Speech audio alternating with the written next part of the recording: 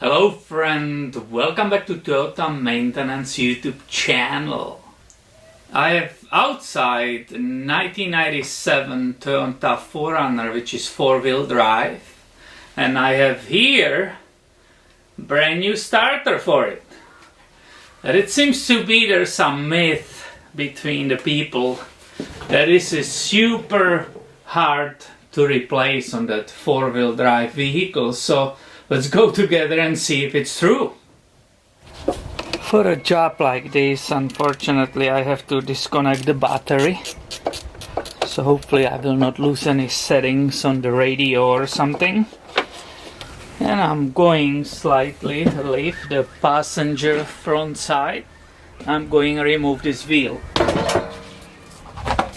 I will continue with removing this splash shield, so I have better access to that entire area.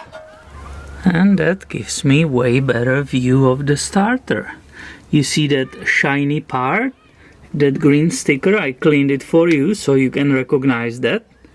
Obviously this is a dipstick tube right here, which is possibly in our way, and it will be super fast to remove it. Also, these brake lines are a little bit in the way, and these are held, or the fastest to loosen them is these two bolts. There's one here and the other one on the back right here. So let's loosen those. I'm using 12mm socket. That bolt was pretty tight, but nothing can stop us, right? The one on the other side was way more loose. I don't know why this one was so tight. So you see, this is movable. That's awesome. And that automatic transmission dipstick, it's made of two pieces. And this top part, which is slightly in our way, it's held by 10mm bolt right there. I'm not sure if you can see it, but that's right there. So I will remove that bolt and remove this top part of the dipstick. Here you can see that top part of the dipstick tube removed from the vehicle, just to get an idea. And look at it, our access to the starter, it's greatly improving. Will you not agree? And my next step will be remove that gray plastic cover from the cable which is supplying the power to the starter. This is the cover, and I just pushed it off using this tool. And now we can perfectly see the cable and the nut. The nut is 12mm, so I will use this wrench and remove that. And I will be able to remove that main wire. And if you look behind, there is the small wire also right behind it, and that needs to be disconnected too. And the jobs with such a limited access are one of the reasons why mechanics have so many tools. I use this hook to actually unclip that electric connector from right here, basically, right? That was that small wire. So are you having hope that maybe we will be able to do it? So now you can see the starter there, but you don't see the bolts, right?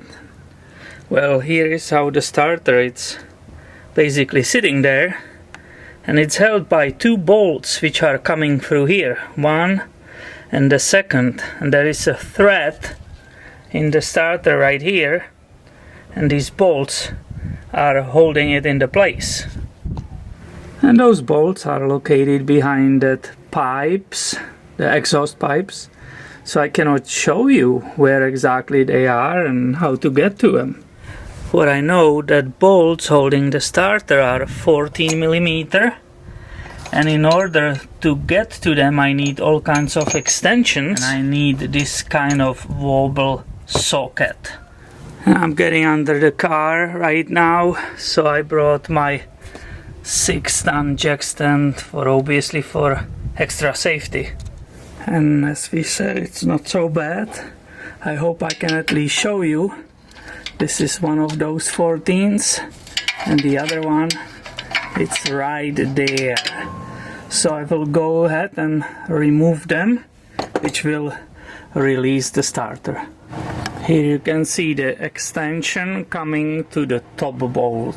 It's the view of that top bolt from another perspective. And this is the extension coming to the bottom bolt. Here this can give you perfect idea how those bolts are holding that starter in a place.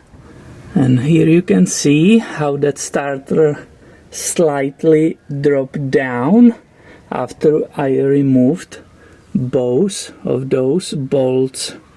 I can finally reach in and be able carefully, with patience, pull that starter through this opening out.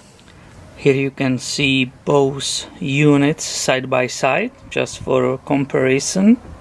Also from the other side.